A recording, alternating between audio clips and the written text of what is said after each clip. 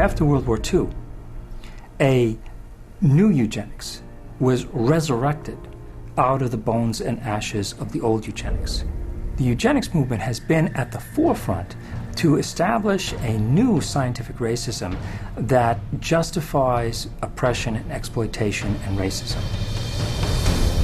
En fait, le racisme fait partie intégrante des origines de la psychiatrie.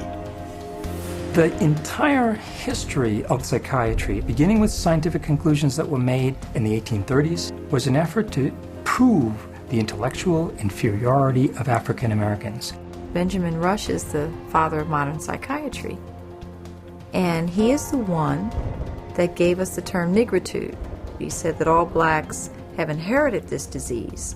And this particular disease, it caused them to be inferior. In addition to that, it was the reason why it was very important that blacks remain segregated and separate from whites so that whites did not inherit this disease. Affirmant que la négritude était une forme de lèpre, Rush justifiait la ségrégation comme étant une nécessité médicale. Et cela devint l'argument pour maintenir l'esclavage. The fact that you have brutalized a whole group of people had nothing to do with that. It had everything to do with some genetic link and that basically you were just a diseased person. So when a slave master wanted to get rid of a recalcitrant slave, they could just say, oh, well, they're suffering from this disease. Drapetomania, that is the name of the mental disorder that was contrived by Samuel Cartwright, who said that blacks have a mental disorder if they had a desire to run away from slavery. Running away became such a common problem that psychiatrists attempted to give that a disease. He says, but that's a cure for that. And the question was, well, what's the cure for that? Frequent whippings, frequent whippings. You'd be surprised how that disease clears up when the lash is put in place of their excuses. Après l'abolition de l'esclavage, le racisme psychiatrique a continué et s'est intensifié. Le journal américain psychiatrique proclamait que les nègres, en tant que descendants de sauvages et de cannibales, n'étaient pas faits pour une civilisation plus avancée. C'est ainsi que leur pseudo-science, l'eugénisme, intensifia le racisme. There is a clear and long and intimate connection between the eugenics movement and the Ku Klux Klan. Harry Laughlin, who was the Carnegie Institution's director of the Eugenics Record Office, had close relationship to the Ku Klux Klan through the publication of a book called White America, which was written by a major Klan leader. So Laughlin wrote a glowing review of the book in the Eugenics News. And at the same time, you have the Ku Klux Klan using eugenics to justify their racist goals. Mais le racisme psychiatrique n'existait pas qu'en Amérique.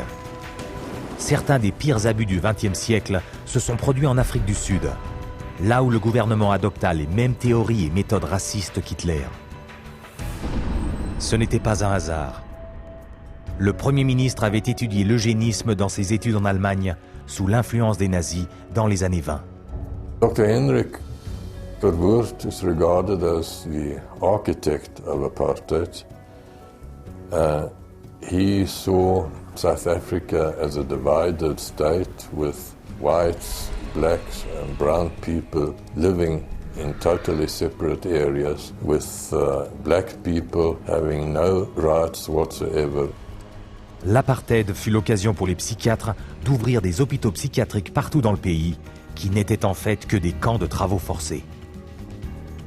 These places operated under a private company by the name of Smith, Mitchell and Company. They were saving money through the cheap accommodation for psychiatric patients, while making massive fortune out of money that Parliament had appropriated for medication. So it was a corrupt system. Lorsque cette exploitation fut enfin dénoncée, on découvrit que 22 000 patients avaient péri, tandis que les camps psychiatriques avaient rapporté 90 millions de dollars. L'Organisation mondiale de la santé publia un rapport disant que la psychiatrie cultivait le racisme et que ces camps étaient comparables à la propriété et au commerce d'esclaves. En 1972, aux États-Unis, le psychiatre Louis Jolly West perpétua le racisme psychiatrique en manigançant secrètement la thérapie par aversion, appelée « Centre contre la violence ». Son projet, financé par l'État, implantait des électrodes dans le cerveau des mâles afro-américains et hispaniques quand ils se montraient violents. Si cela ne fonctionnait pas, il les castrait chimiquement avec des drogues. Quand cette proposition raciste se heurta à l'indignation du public, le projet fut vite enterré. Malgré la diminution des théories racistes implacables de la psychiatrie, elle n'était pas éliminée. En 1994, le psychologue Richard Ernstein, co-auteur du livre The Bell Curve, prétendait prouver que les Noirs étaient génétiquement inaptes et de ce fait inférieurs aux Blancs. The Bell Curve really argues a very old eugenics idea. It argues that people are born with different kinds of intellectual abilities, that these are inborn pretty much at birth. It goes back to the notion that somehow black people are genetically and biologically inferior to white people as a way to justify what was really its programs of social racism and social sexism. And you see that kind of thinking going on in public school testing and IQ testing and educational testing and tracking. And this new tool fit into that old mold. It was a new tool that could prove the intellectual inferiority of African Americans.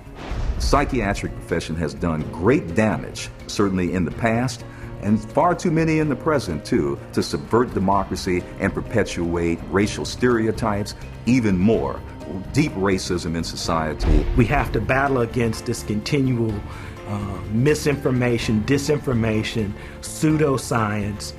It can be repackaged in whatever form or format it is. But if it is based solely upon the color of one's skin and then is the merit of that human being, I just reject it. De nos jours, la flamme de la haine continue de brûler, entretenue par des mensonges pseudo-scientifiques. Voilà l'héritage de la psychiatrie, pour justifier le racisme et servir de prétexte à une répression politique.